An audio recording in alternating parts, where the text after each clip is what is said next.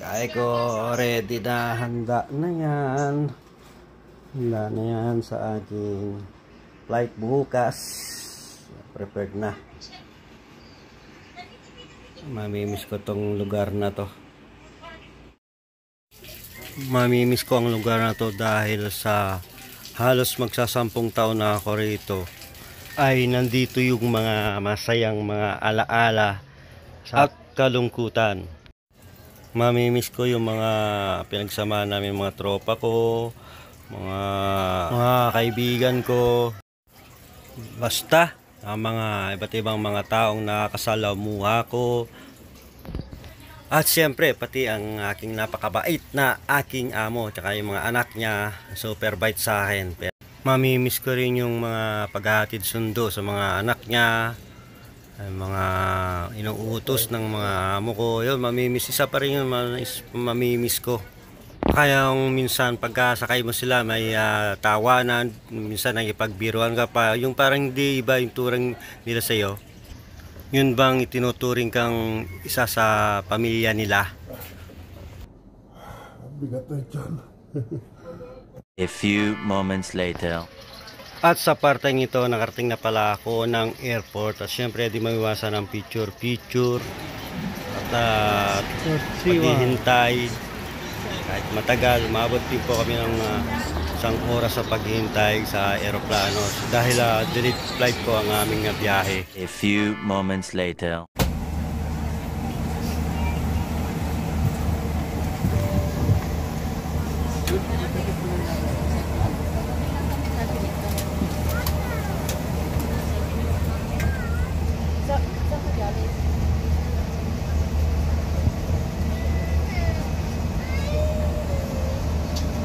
A few moments later.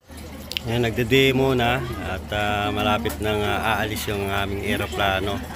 Kaya nagde-demo ng ano daw dapat namin gawin pag nasa emergency na. 2,000 years later.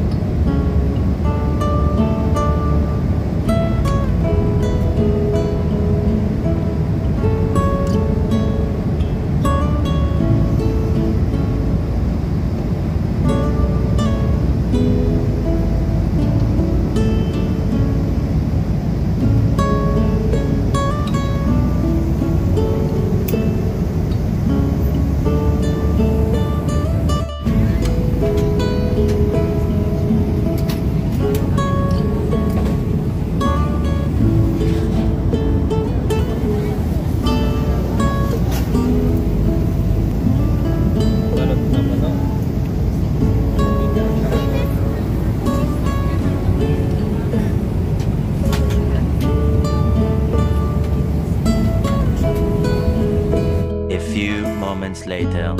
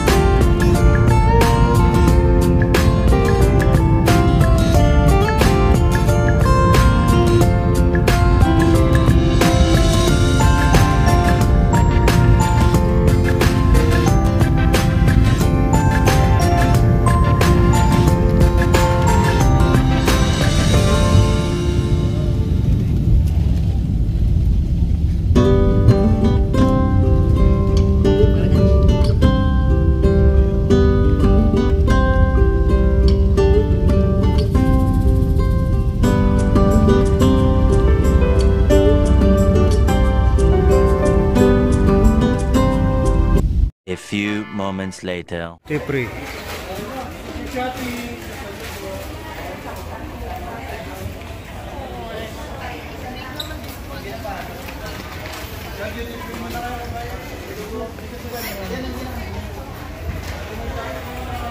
Yan, dito kami sa waiting area ng mga bagahe. So, wait lang kami. Waiting lang pa kami sa bagahe.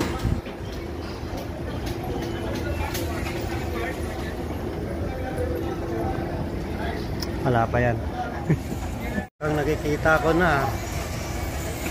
Yan na, Eduardo Filan. Up.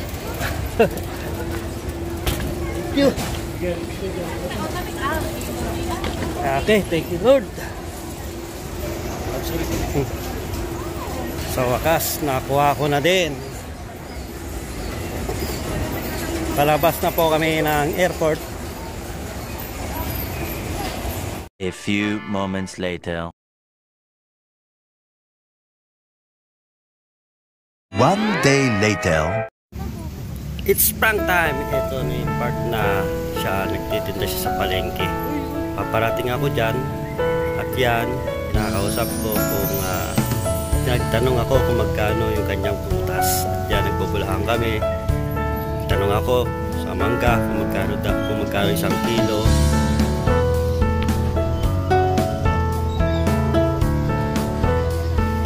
At kahit na nilalakasan ko yung aking boses dyan, hindi niya pa rin ako nahalata.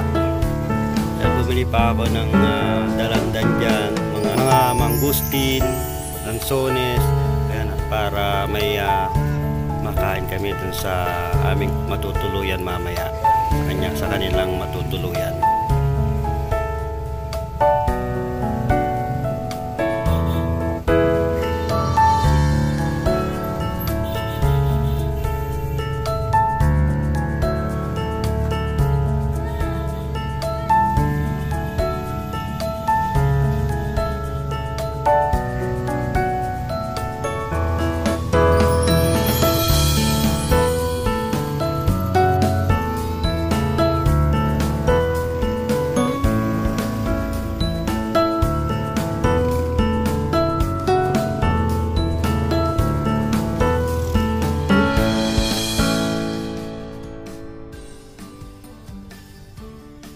At sa bandang part na yan, nagpakilala na ako sa kanya. Yan, inopen ko yung mukha ko, yung aking kapote. Ayan, doon siya nagulat, tuwan-tuwa siya, tuwan-tuwa kami. At doon ko siya buong niyakap, syempre. Pinakamamahal na magulang natin yan. Wala rin tayo, syempre.